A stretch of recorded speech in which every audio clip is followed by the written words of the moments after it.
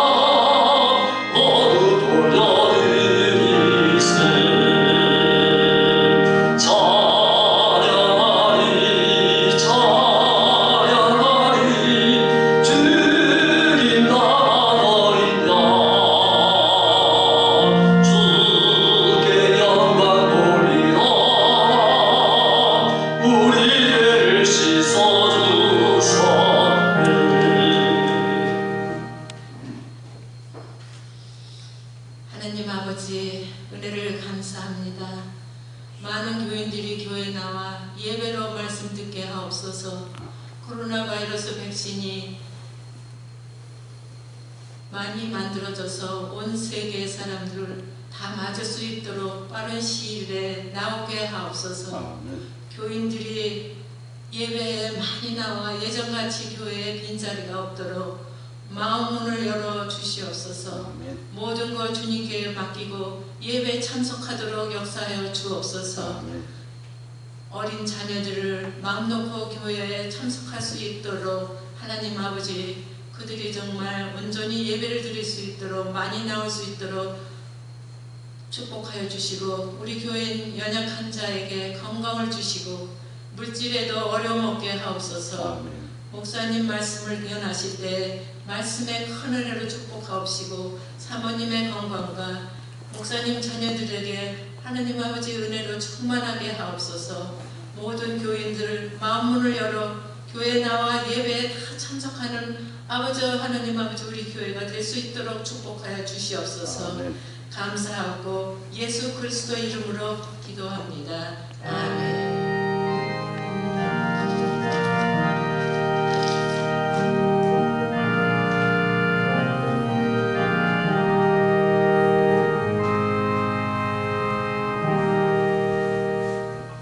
하나님의 말씀 요한복음 1장 17절 말씀 함께 합독하겠습니다. 시작. 율법은 모세로 말미암아 주어진 것이요 은혜와 진리는 예수 그리스도로 말미암아 온 것이라. 아멘. 할렐루야. 오늘 추운 밤에 오신 여러분들이 말씀으로 또 은혜 받고 확신을 가지고 돌아가는 여러분 되기를 주의 이름으로 축원합니다. 이 수요일 설교가 굉장히 쉽지 않은 것 같습니다. 왜냐하면 저 뒤에 있는 제 아들이 주일 설교는 다 알겠는데 수요일 설교는 굉장히 어렵대요. 그래서 이게 주일하고 수요일하고 많이 다르구나 하는 것을 느낍니다. 그러니 사실 이 수요일 설교는 굉장히 딱딱한 설교입니다. 그렇지만은 우리에게 딱딱한 음식을 먹고 이게 소화가 되면 정말 우리가 신앙의 깊은 면들, 이런 것들을 제대로 볼 수가 있습니다. 그러니까 이 수요일에 하는 말씀을 잘 지금까지 이해하는 분들은 이 굉장히 신앙생활에 있어서 깊이가 있고 잘 다져져 있다 이렇게 말할 수가 있습니다. 제가 지금 율법에 대한 이야기를 계속 하고 있습니다. 오늘 6번째 말씀을 사실 드리는데 율법이 뭐냐, 율법의 목적이 뭐고 역할이 뭐냐 하는 것들을 지금 이야기했습니다. 그래서 율법이라는 게 바로 하나님이 누구신가 하는 것들을 충분하게 나타내는 것이다. 그래서 율법을 통해서 우리가 하나님을 더 깊이 알 수 있다 하는 말씀을 드렸습니다. 뿐만 아니라 하나님과 우리와의 관계가 어떤 것이어야 되느냐, 그 관계가 얼마나 분명한 것이냐 하는 것을 우리에게 깊이 알려준다 라는 말씀을 드렸습니다. 또 더 나아가서 하나님을 알려줌으로 인해서 하나님을 바라볼 때마다, 하나님의 말씀을 들을 때마다 내가 얼마나 죄인인가 하는 것을 깊이 들여다볼 수 있도록, 그래서 죄가 심히 죄되구나, 그리고 나는 죄의 본질만을 가지고 있구나 하는 것을 깨닫도록 하기 위해서 하나님이 율법을 주셨다 이렇게 말씀드렸습니다. 그리고 지난 시간에는 그 율법이 바로 우리를 초등교사 역할을 한다, 마치 초등학교 선생님처럼 이렇게 해라 저렇게 해라 하면서 우리를 일일이 지도해주는 역할을 한다라고 말씀드렸습니다. 그러니까 오늘 중요한 것은 율법은 우리를 은혜로 인도한다. 같이 합시다. 율법은 나를 은혜로 인도한다. 이것이 오늘 본문에 제가 하고자 하신, 드리고자 하는 말씀입니다. 그래서 우리가 율법과 은혜의 관계를 잘 알아야 되고, 오늘 밤 통해서 율법과 은혜가 과연 어떤 상관관계를 갖고 있는가 하는 것을 알면은 우리의 신앙생활에 그만큼 더 깊어 들어갈 수가 있습니다. 네 가지 말씀을 드리고자 합니다. 첫째는 이 율법은 은혜의 필요성을 우리에게 보여준다는 겁니다. 하나님이 우리에게 율법을 주셨을 때 십계명만 준 게 아니고 또 도덕법, 모랄로만 준 게 아니라 의식법, 세레모니를 논하죠. 의식법도 주셨습니다. 왜 그게 중요한가? 십계명 중요하죠. 십계명 말고도 우리가 지켜야 할 것들이 많습니다. 그런데 우리가 지금 지키지 않아도 될 법이 있습니다. 그게 뭐냐면 번제를 드려라, 소제를 드려라, 짐승을 잡아라, 피를 흘려서 발라라, 이런 것들 우리가 하지 않습니다. 이걸 가르쳐 의식법이다 이렇게 해야 됩니다. 근데 왜 하나님은 이 의식법을 만들었을까 하는 게 중요합니다. 그러니까 우리가 계명들을 잘 지켜서 하나님께 나아가야 되는데 그 계명을 지키는 것으로 부족하다는 겁니다. 그러니까 어떻게 그 계명을 잘 지킬 수 있을까 하는 구체적이고 세부적인 것들을 일일이 하나하나 말해준 게 바로 의식법입니다. 그러니까 자, 이 의식법에는 하나님의 은혜가 들어가 있을까요? 안 들어가 있을까요? 은혜가 들어가 있습니다. 뭐냐면 어떤 분들은 의식법은 이거 다 폐지됐으니까, 율법이 다 폐지됐으니까 필요 없다 이렇게 무시하는 분들이 있는데, 자, 생각해보세요. 우리가 하나님 앞에 나가야 되는데, 이를테면 대통령 앞에 나가야 되는데 그냥 무턱대고 갑자기 대통령 만날 수 있습니까? 못 만나죠. 제일 처음에 이 퍼티션을 올리고 그걸 거르고 그 다음에 이 비서가 몇 번을 거쳐서 보고 확인하고 그런 다음에 연락이 주고받고 그리고 뭘 말하려고 하느냐 이런 것들을 일일이 물어보고 여러 가지 여과 과정을 거쳐서 비로소 대통령을 만날 수가 있겠죠. 무턱대고 만날 수가 없습니다. 그것과 똑같이 하나님은 우리에게 우리가 무조건 하나님을 명령 지킨다고 만날 수 있는 게 아니라 하나님의 명령을 지키면서 그분에게 하나님의 임재 앞에 나아갈 수 있는 그런 길들을 마련해 주시기 위해서 아주 조목조목 세세하게 말씀해 준 게 바로 율법이라는 겁니다. 그게 바로 의식법입니다.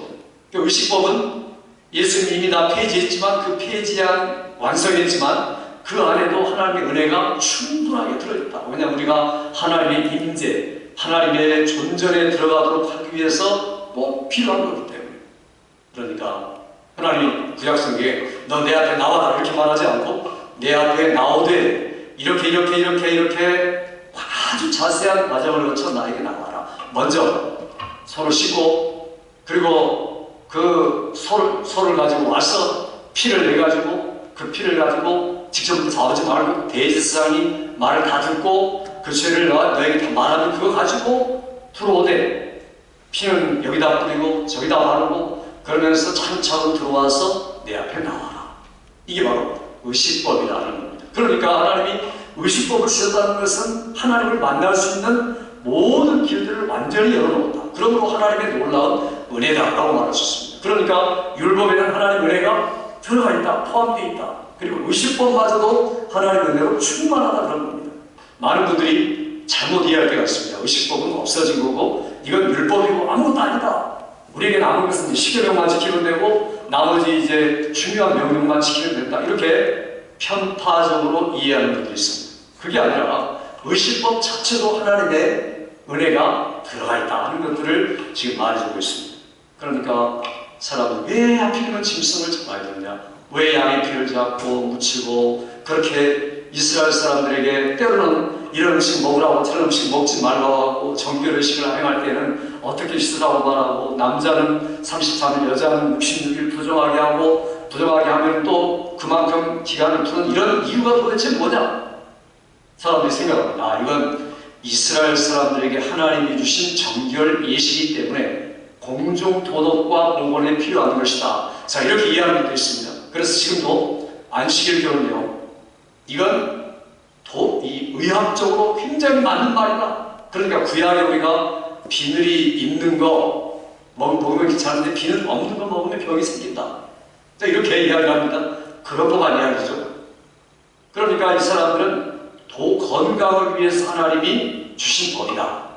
혹은 이스라엘의 사람들에게 도움을 주기 위해서 하나님 주신 법이다. 이렇게 잘못 이해하는 분들이 있다는 겁니다. 전혀 그게 아닙니다. 하나님을 만나는 법이 뭐냐? 하나님을 만나는 그 과정이 뭐냐를 우리에게 하나하나 가르쳐주기 위해서 하는 게 중요합니다. 그러니까 이 의식법 자체도 손가락으로 자, 이리 간다 라고 지적을 하고 있습니다. 내 길을 가려면, 목적지로 가려면 이렇게 해서 이렇게 가야 된다라고 우리 길을 정확하게 지시해 주는 거죠. 그걸 가르쳐 우리는 신약에서 모형이다, 그림자다 이렇게 말합니다. 그러니까 율법이라는 것은 예언적인 성격을 가지고 있다 하는 겁니다. 그러니까 율법 자체가 목적이 아니라 율법은 자 봐라, 내가 지금 손가락으로 가르치는 걸 잘 봐라, 손가락을 보지 말고 손가락을 가르치는 것을 봐라 이렇게 말합니다. 뭘 가르칩니까? 그게 바로 율법이 가르치는 것은 원형을 가르친다는 거예요. 진짜를 가르치는 거예요. 그래서 그림자, 나는 그림자다, 나는 모형이다. 그리고 내가 지금 무언가를 나타내려고 하니까 나를 잘 보는 사람은 그림자를 보고 원형을 찾아야 된다. 이렇게 말하는 겁니다. 그래서 히브리서 7장, 9장에 보면 그런 것들을 잘 요약해서 우리에게 말씀해 줍니다. 자, 봅시다. 히브리서 9장, 9절, 10절 다 읽습니다. 시작. 이 장막은 현재까지의 비유니 이에 따라 드리는 예물과 제사는 섬기는 자를 그 양심상 온전하게 할 수 없나니 이런 것은 먹고 마시는 것과 여러 가지 씻는 것과 함께 육체의 예법일 뿐이며 개혁할 때까지 맡겨둔 것이라. 자, 이건 영혼의 법이 아니라 어떤 법이라고 했습니까? 육체의 예법이다 이렇게 말했습니다. 그리고 여기 언제까지 맡겨둔 겁니까? 개혁할 때까지 맡겨둔. 개혁이라는 건 뭐냐면 주님이 오셔서 완전하게 성취하신다는 이야기죠. 그때까지 맡겨둘 것이다. 그때까지는 유효하다는 거죠. 그러니까 그때까지 그 법을 지키고 하나님 앞에 나올 수 있다. 그런데 이제 그것은 개혁할 때까지다. 그 앞에 보니까 맨 앞에 이 장막은 현재까지 뭐라고 했습니까? 현재까지 비유다. 비유. 그러니까 실제가 아니라 비유다. 비유하는 것은 무엇을 실제를 나타내주기 위해서 옆에다 놓고 비슷하게 말해주는 겁니다. 그러니까 그 모형이다. 오형은 따로 있다. 이런 겁니다. 그래서 그런데 그 비유, 모형이 효과가 없습니까? 이를테면요, 출애굽할 때 어린 양을 잡아 그리고 그 피를 양의 문설주에 발라라. 좌우 임방이 바로 바깥에 발라라. 제가 이렇게 말했습니다. 그거 바르면 비유로 바른 겁니까? 실제로 발랐고 실제로 바르고 나니까 죽음의 천사가 넘어가. 그리고 6월절 어린 양, 그분의 실제적인 효력을 나타낸 게 율법입니다. 구약이 그랬다는 거죠.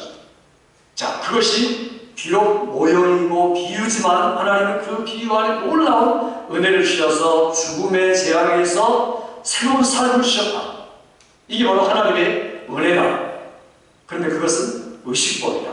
율법이다. 그럼에도 불구하고 이렇게 구원했다 하는 것을 말하고 있습니다.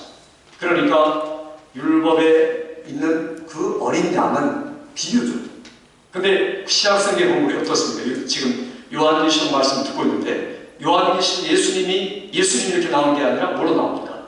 하나님의 어린 양 이렇게 나오죠. 요한계시록 설교 들으면서 항상 하나님의 어린 양 이렇게 나옵니다. 거의 그렇게 나오죠. 그러니까 출애굽기의 모형을 그대로 갖다가 쓴 겁니다. 그 말은 무슨 말이냐? 그 모형은 바로 나를 말하는 것이었다. 구약과 신약을 총괄해서 지금 요한계시록에 말씀 나오는 겁니다. 그러니까 율법을 모르면 은혜는 알 수 없다는 거죠. 율법을 제대로 파악하지 못하면 은혜로 가는 길이 어떻게 왔는지도 모른다는 겁니다. 그러니까 아무 지식도 없이 그냥 은혜를 만났어요. 그럴 수도 있습니다. 그런데 그 깊은 내용을 전혀 알지 못하니까 그저 아무것도 아닌 은혜, 값싼 은혜로 잘못 생각합니다. 내가 은혜 받고 구원받아도 되고 안 받아도 되고 예수 믿으라 해서 믿으면 구원받는 거고 아니면 안 받는 거고 자 이런 식으로만 단순하게 알고 있습니다. 그래서 그걸 값싼 은혜, 은혜는 절대로 값싼 게 아닙니다. 얼마나 무거운 것인지 말할 수 없는데 사람들은 그렇게 취급한다는 겁니다. 자, 이스라엘 백성들이 그런데 문제가 있습니다. 유대인들의 문제가 뭐냐면은 율법을 내가 지키면 잘 순종하면 이게 다 끝이다 이렇게 생각합니다. 그러니까 의식법을 잘 준수하면 하나님이 나에게 은혜를 주고 그리고 나는 이제 할 일을 다 하는 것이다. 그래서 이 사람들이 의식은 잘 치르는데 실제로 마음으로부터 순종을 하지 않습니다. 그러니까 지금 유대인들도 그렇죠. 의식은 다 있습니다. 성경을 읽고 예배를 드리고 헌금도 하고 유대인들은 다 그렇게 하죠. 그런데 그 사람들이 마음으로부터 순종의 모습은 없다는 겁니다. 그때나 2000년 전이나 지금이나 다 똑같습니다. 4000년 전이나 지금이나 유대인들이 마음으로 온 거죠. 정말 순종하고자 하는 마음이 아니라 의식, 하나의 형식 그걸로 따라가는 겁니다. 우리가 이러면 하나님의 백성이다. 이러면 할 거 다 된다. 그런데 선지자들이 구약에 보면 계속 책망을 하죠. 뭐라고 책망합니까? 너희가 제사는 드리는데 마음은 없구나. 예물은 과지 않는데 마음은 없구나. 마냥 뜰만 밟고 있구나. 요즘으로 말하면 예배당에 오기만 하지 마음은 전혀 없구나. 정말 진정과 그리고 하나님 앞에 영으로 드리는 예배가 없구나. 이렇게 선지자들이 책망하는 것은 율법의 참된 정신을 놓쳐버린 그들을 향해서 책망한 겁니다. 왜냐하면 율법을 정말 알면은 나에게 정말 은혜가 꼭 필요하구나 이렇게 알 수밖에 없습니다. 그러니까 이 모세가 이미 말했습니다.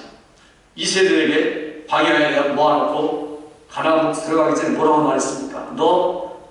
너희들은 내가 누군지를 알고 내가 지금 손가락으로 가르치고 있는 그분을 도와야 된다 이렇게 말하는 겁니다. 한번 봅시다. 우리 신명기 18장 15절 같이 읽습니다. 시작. 내 하나님 여호와께서 너희 가운데 내 형제 중에서 너를 위하여 나와 같은 선지자 하나를 일으키시니 너희는 그의 말을 들을지니라.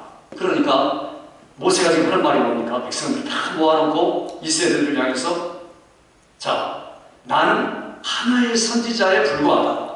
그런데 내가 가르치는 그 선지자, 유일한 선지자가 오는데 너희는 이제는 그의 말을 들어라. 내 말이 중요한 게 아니라 이제 그의 말을 들어라라고 모세는 힘껏 강조합니다. 이게 신명기에서 가장 중요한 부분의 하나입니다. 너희는 그의 말을 들어라. 모세가 누굴 보았다는 이야기입니까? 그리스도를 보았다는 이야기죠. 은혜가 절대로 필요하다. 내가 가르치는 그 선지자는 바로 은혜를 위해서 너에게 온다. 그런데 우리에게 율법을 보면 볼수록 은혜가 너무 필요한 거구나. 꼭 있어야 되구나. 은혜가 없으면 율법을 완성할 수도 없고 아무것도 할 수 없구나. 이런 것들을 우리가 알려야 되는 거예요. 두 번째, 율법은 은혜로만 구원받는다 하는 것을 우리에게 말씀하고 있습니다. 그러니까 이 성경이 우리에게 말하고자 하는 것은 먼저 주님이 땅에 오셔서 하신 말씀은 뭐냐면 내가 이게 선지자들과 율법 말한 것들을 내가 온전히 이뤘다 이렇게 말씀하죠. 다시 한번 성경 봅시다. 마태복음 5장 17절 18절 시작. 내가 율법이나 선지자를 폐하려는 줄로 생각하지 말라. 폐하려는 것이 아니며 완전하게 하려 함이라. 진실로 너희에게 이르노니 천지가 없어지기 전에는 율법의 1.1이라도 결코 없어지지 아니하고 다 이루리라. 여기 보니까 내가 율법이나 선지자를 완전하게 하기 위해서 왔다. 하나님의 요구는 절대적이다 이렇게 말하는 겁니다. 성경은 너희가 이것을 행하라 그리하면 살리라라고 아주 천천병력 뇌성 번개치는 그런 음성으로 우리에게 말씀하는 게 구약입니다. 그런데 우리가 그런 말씀을 들으면서 내가 이 말씀을 다 율법을 알고 보니까 행해야 되겠는데 아무리 읽어봐도 내가 다 행할 수 있을 능력이 없구나. 100% 행해야 제대로 살아가는 건데 내가 행할 능력이 없구나. 그러니까 결국 우리가 율법을 알면 알수록 입을 다물게 만드는 겁니다. 그러니까 성경을 더 깊이 알아가는 사람은요 입을 다물 수밖에 없습니다. 자기가 뭐 좀 잘난다고 뭐 행한다고 이렇게 말할 수가 없다는 겁니다. 이게 율법의 기능입니다. 자, 한번 읽어볼까요? 로마서 3장 19절 20절 시작. 우리가 알거니와 무릇 율법이 말하는 말은 율법 아래에 있는 자들에게 말하는 것이니 이는 모든 입을 막고 온 세상으로 하나님의 심판 아래 있게 하려 함이라. 그러므로 율법의 행위로 그의 앞에 의롭다 하심을 얻을 육체가 없나니 율법으로는 죄를 깨달으리라. 여기 보니까 율법이 모든 입을 막는 역할을 한다. 그리고 모두가 하나님의 어디 아래? 심판 아래 있게 한다. 그러니까 묵하고 좀 처럼하고 shut up 하고 그 다음에 나는 죽었다 심판받을 수밖에 없다라고 그 속으로 들어가도록 만드는 게 율법의 역할이다. 그러니까 율법을 읽고 연구하고 깊이 묵상할수록 나는 절망이다.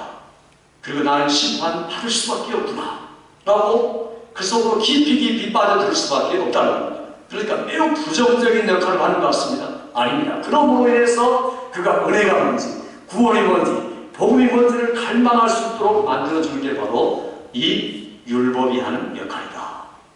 그래서 율법 다음에 오는 게 뭐냐라고 말하면서 성경이 말합니다. 로마서 3장 21절 우리 발음은 제가 읽는 겁니다. 시작. 그러나 이제는 율법 외에 하나님의 한 의가 나타났으니 율법과 선지자들에게 증거를 받은 것이다.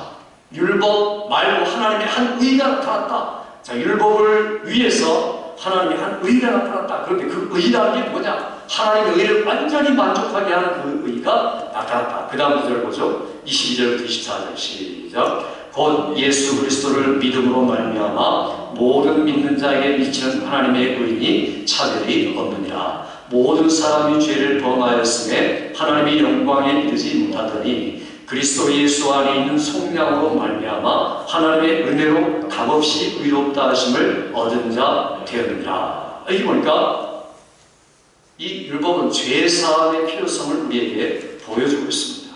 나는 실패자요, 죄인이요, 왜곡된 자요, 망할 수밖에 없는 자구나.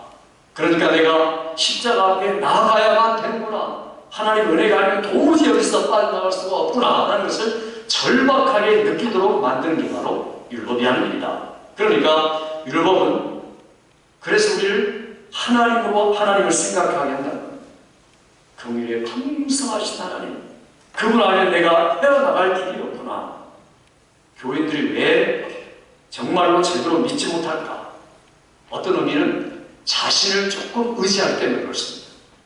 내가 믿기 때문에 나는 구원받았다. 그렇지 않습니다. 믿음으로 구원받는 게 아니죠.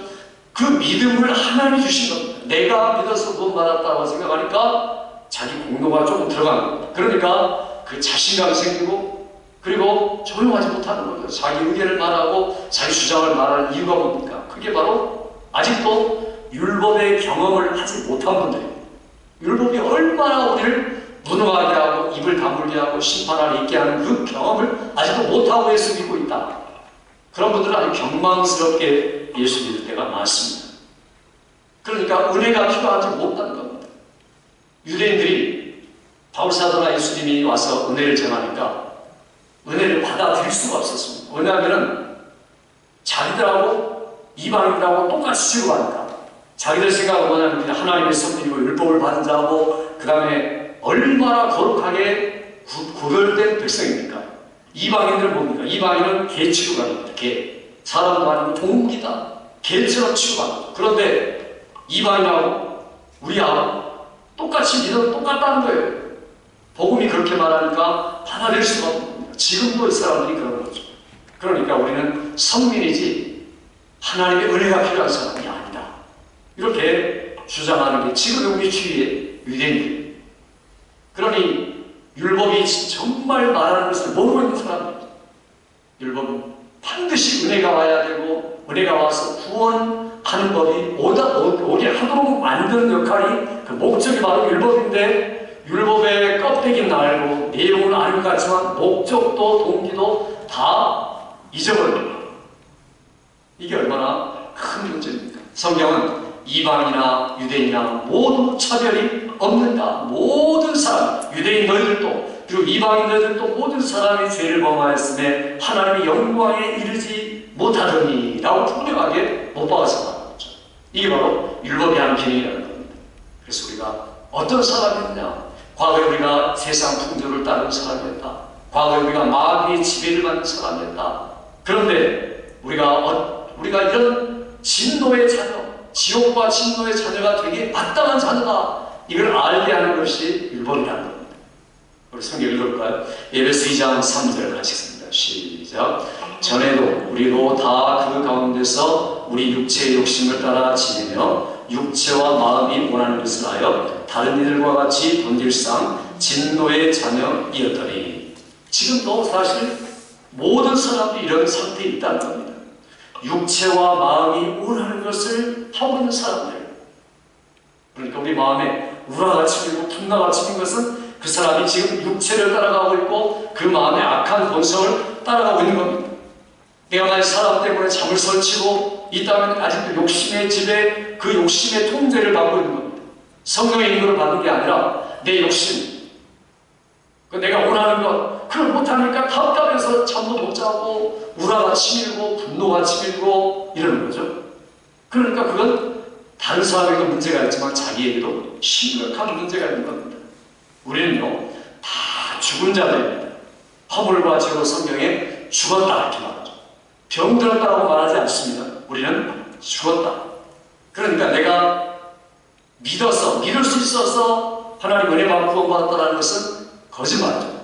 그건 은혜를 부인하는 사람입니다. 왜냐하면 죽은 사람이 어떻게 믿을 수 있습니까? 죽은 사람이 어떻게 자기가 마음대로 활동할 수 있습니까? 허물과 죄로 죽었던 너희를 하나님이 은혜로 살리셨다 이렇게 말하고 있습니다. 그러니까 허물과 죄로 죽었다는 말을 모르는 사람은 율법을 모르는 사람, 율법을 제대로 경험하지 못하니까 자기가 죽은 줄도 모르고 예수 믿는 사람입니다. 바울 사도는 자기 자신에 대해서 그렇게 이야기하죠. 나는 정말 아무것도 아니다. 내가 얻은 것도 가진 것도 아무것도 아니다. 읽어볼까요? 빌립보서 3장 8절 9절 시작. 내가 그를 위하여 모든 것을 잃어버리고 배설물로 여김은 그리스도를 얻고 그 안에서 발견되려 함이니 내가 가진 의는 율법에서 난 것이 아니요 오직 그리스도를 믿음으로 말미암은 것이니 곧 믿음으로 하나님께로부터 난 의라. 율법에서 난 게 아니다. 하나님에게서 난 의다. 그러니까 나는 배설물로 모든 것들을 배설물로 여긴다. 왜냐하면 그리스도만을 얻기 위해서다. 은혜만 필요하기 위해서다. 내게 구원만 필요하다. 바울 사도가 몸부림치는 게 뭡니까? 로마서 보면 내가 뭔가를 행하려고 하고 있는데 내가 원하지 않는 것을 내가 자꾸만 하는 거죠. 내 마음에 이상한 생각이 들어와가지고 내가 하나님의 뜻대로 살려고 하는데 그렇게 못 살도록 나를 자꾸만 끌어내리고 그리고 나를 혼동시키고 하는 것들이 있다는 겁니다. 그게 뭡니까? 그러니까 율법을 제대로 아는 사람들은 이런 갈등 속에 들어가는 겁니다. 그래서 결국 뭐라고 고백합니까? 나는 정말 끊임없이 하려고 해도 끊임없이 못하는 사람이구나. 오라 나는 혼고한 사람이로다. 이 사망의 몸에서 누가 나를 건져내랴 라는 그런 탄식이 율법으로 인해서 나올 수밖에 없다는 겁니다. 그러니까 우리가 구약 성경을 제대로 알면 자기를 향해서 탄식하는 겁니다. 그리고 성령께 드디어 맡기는 거죠. 이것이 은혜가 필요하다. 구원이 필요하다는 것을 알려주는 율법의 역할이라는 겁니다. 세 번째, 율법은 은혜, 구원이 무엇인가 하는 것을 우리에게 알려준다는 겁니다. 율법이 알려주는 게 자, 은혜라는 것은 바로 이런 것이란다. 이미 알려줬습니다. 율법에. 뭘 알려주셨느냐. 그러니까 하나님의 본질, 은혜라는 게 뭐냐면 하나님이 가지고 계신 본질입니다. 하나님의 하나님 되신, 이게 어디죠?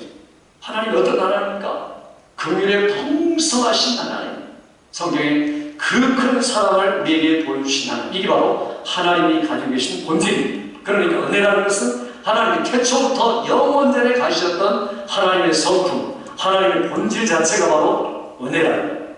이게 바로 율법을 통해서 우리에게 이미 다 보여주신 겁니다. 자, 이게 바로 하나님이시다. 제일 처음에 그 말씀 드렸죠. 제가 벌써 6주 됐지만 제일 처음에 말할 때 하나님이 이런 분이다라는 것을 말하고 있다는 거죠. 그러니까 절대로 우리의 행위나 우리의 행동이나 노력이나 공로가 있을 수가 없다. 로마 가톨릭은 뭐라고 말합니까? 아이에게 세례를 주는 그 물에도 은혜가 있고, 그리고 세례 예식도 은혜가 있고, 은혜를 말하는데 의식을 가지고 은혜라고 착각하고 있습니다. 그러니까 얼마나 잘못된 사람입니까? 전혀 그렇지 않습니다. 율법이라는 것은 바로 은혜의 본질을 보여줍니다. 어떤 본질인가 다시 봅시다. 우리 에베소서 2장 5절 시작. 긍휼이 풍성하신 하나님이 우리를 사랑하신 그 큰 사랑을 인하여 허물로 죽은 우리를 그리스도와 함께 살리셨고 너희는 은혜로 구원을 받은 것이다. 여기 보니까 긍휼이 풍성하신 하나님, 그 다음에 큰 사랑을 인하여 이렇게 말하고 있습니다. 그래서 우리가 하나님의 생명을 받아야 하는 겁니다. 생명이 없으면 아무것도 못하는 거죠. 자, 5절 하는 거죠. 5절 시작. 또 함께 일으키사 그리스도 예수 안에서 함께 하늘에 앉히니 생명을 일으켰다는, 생명을 일으켜서 살려줬다는, 함께 일으키사 이렇게 말하고 있습니다. 왜? 이 목적이 뭡니까? 7절이 없습니다. 7절 시작. 이는 그리스도 예수 안에서 우리에게 자비하심으로써 그 은혜의 지극히 풍성함을 오는 여 세대에게 나타내려 하십니다. 자비하심으로 은혜가 지극히 풍성하다는 것을 나타내는 것. 이게 언제 있었습니까? 율법 때부터 있었다는 것. 율법에 하나님의 본성이 바로 그거고 그걸 가지고 가르쳐줬다는 것. 그래서 율법과 은혜는 연결된 겁니다. 대조된 것도 아니고 하나는 필요 없고 하나만 필요 있는 게 아니라는 겁니다. 우리가 하나님께 부르짖어서 하나님이 은혜를 준 거 아닙니다. 구원 준 게 아닙니다. 하나님이 처음부터 그렇게 주고자 하신 겁니다. 성경은 하나님이 그 성품을, 본질을 어떻게 말합니까? 정말 이해할 수 없는 하나님의 그 큰 사랑을 어떻게 얘기합니까?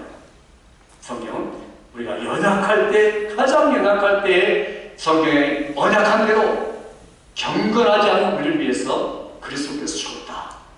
자, 한번 봅시다. 로마서 5장 8절에서 10절까지 쭉 읽어봅니다. 시작.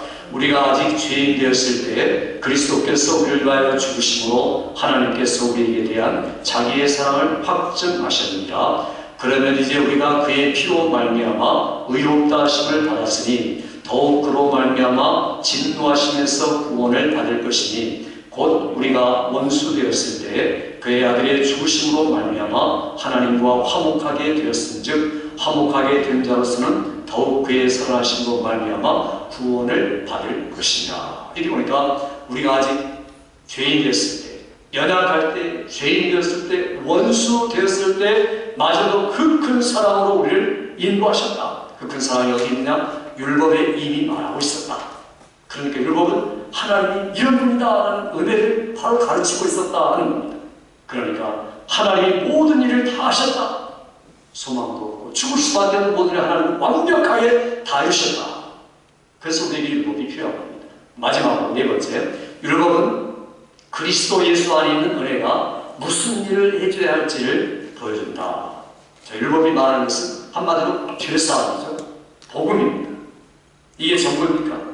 죄사함 받을 뿐 아니라 우리가 죄사함 받고 새로운 본성으로 거듭나게 되고, 새로운 본성으로 거듭나는 것뿐 아니라 하나님과의 교통을 하게 되고, 자녀로서 아버지와 교통을 하게 되고, 거기서 끝나는 게 아니라 성령을 보내주셔서 성령으로 인하여서 하나님과 동행하게 만들어주시고 매일매일 하나님과 동행하는 생활을 하게 해주셨다. 이게 바로 복음입니다.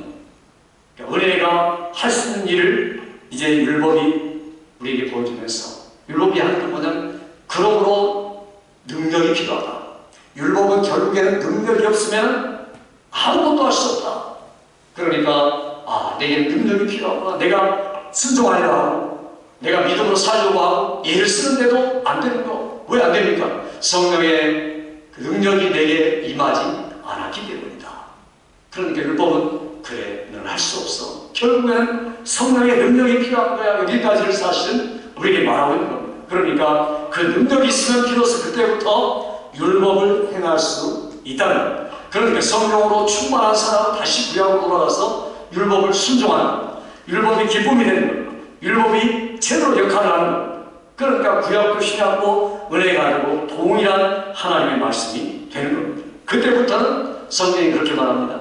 자, 이제 같이 볼까요? 빌립보서 2장 13절 12장 13절 시작. 두렵고 떨림으로 너희 구원을 이루라. 너희 안에 생하시는 이는 하나님이시니 자기의 기쁘신 뜻을 위하여 너에게 소원을 두고 행하게 하시나니. 자, 너희 안에 생하시는 분 누구라고 했습니까? 나입니까? 내가 행합니까? 하나님이시다. 성령 하나님이 행하신다는 겁니다. 무엇을 위해서요? 자기의 기쁘신 뜻을 위하여, 하나님 자신의 기쁘신 뜻을 위하여 행하게 하신다. 뭘 두고요? 소원을 두고 행하게 하신다. 율법은 우리에게 지금도 그리스도를 가르치고 있고 복음을 가르치고 있고 절대적인 은혜의 필요성을 가르치고 있습니다. 우리가 화목히 가게 되고 하나님의 자녀가 되고 하나님의 성령이 내 안에 거하시고 은혜의 생활을 할 수 있도록 그런 모든 지침을 마련해 준 게 바로 율법이라는 것.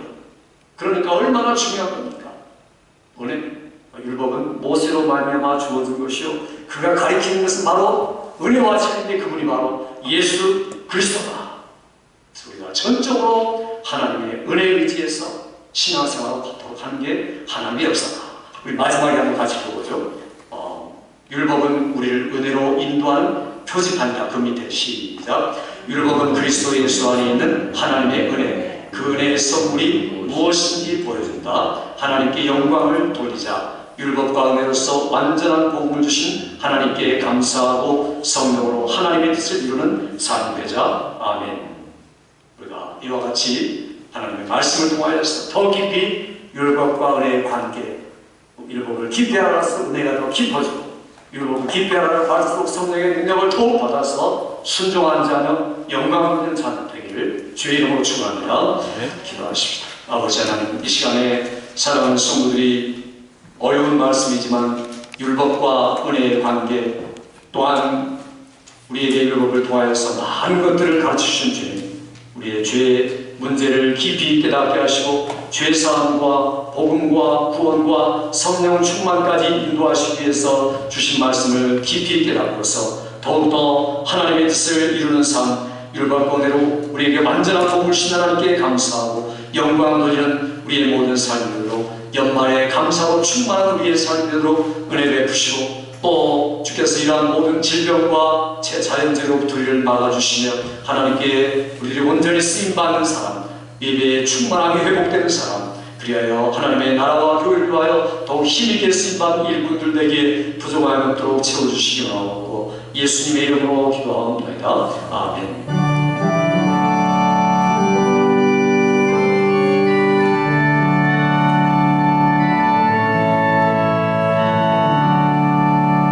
계신 하나님의 사랑 나보다 영영 못하는 저 높은 별을 넘어 이 낮고 낮은 땅을 죄범한 영혼 구하여 그 아들 보내사 마법된 문 삼으시고